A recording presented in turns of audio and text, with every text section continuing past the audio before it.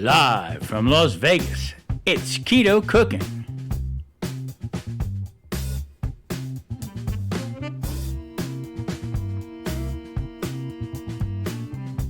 Okay, today we are going to play with our food.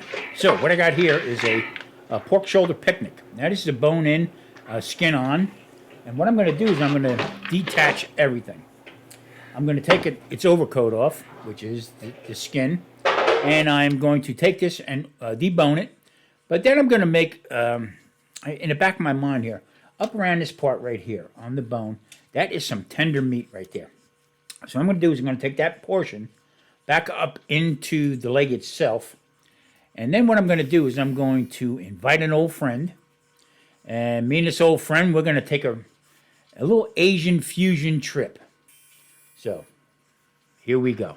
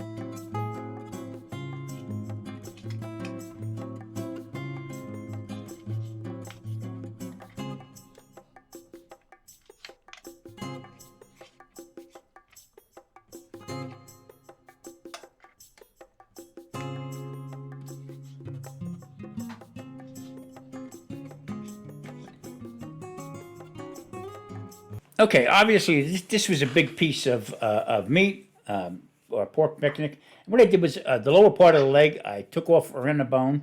I took the skin off. And now here's my old friend. Thick meat. I don't see too many people using this anymore. They're all using the newer stuff by Uncle Steve. But this stuff I like.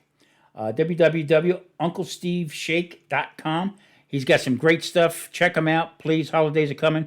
Great for the cook in your life. And really good stuff. So, I'm sprinkling some into the bowl itself. I don't like to overpower it. I like to put it, I'm going to use a lot of it, but not just all at once. So, you're going to have to watch how I do this because this is me and Uncle Steve right now. We're going to go, we're going to take a walk around P.F. Chang's place. And we're going to incorporate little Houston shakes. And we're going to go over to Chinatown. We're going to put this together. This is going to be coming out really great. Holidays here. People coming over, this is going to be a great appetizer. And actually what I'm making is I'm going to be making some pork, almost burnt ends, all right? But I'm going to do them a little different. Rather than on a grill, I'm going to do them in my cast iron Dutch oven. I'm going to cook them down, get them nice and tender. And then I'm going to make a nice sauce for an Asian sauce. I'm going to use some orange, some hoisin sauce, and a little bit of Uncle Steve's thick meat. Got to try this stuff, people. I'm telling you, it's fantastic.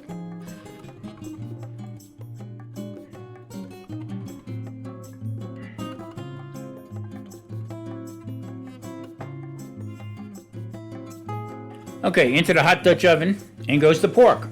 Now, as you can see some of the thick meat is sticking to it pretty good. Now I'm going to keep adding a little bit more gradually into it. Eventually, what this is going to be, thick meat is going to become part of the sauce. That's right. I'm going to be making a thick meat sauce. It's very easy to do, okay? I'm just going to use the ingredients that are in the thick meat, also the pork itself, hot pan, olive oil. You got it. There it is. There's the sauce. And then here comes the twist. Just before we're getting ready to plate this, we're going to take it from a nice subtle little heat to it, not too much, easy to bite into, nice and soft. And then we're going to take it to Chinatown.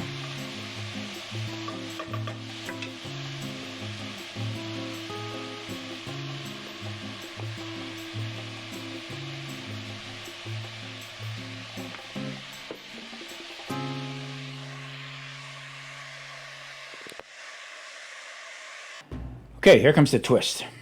Now, that's a whole California navel orange.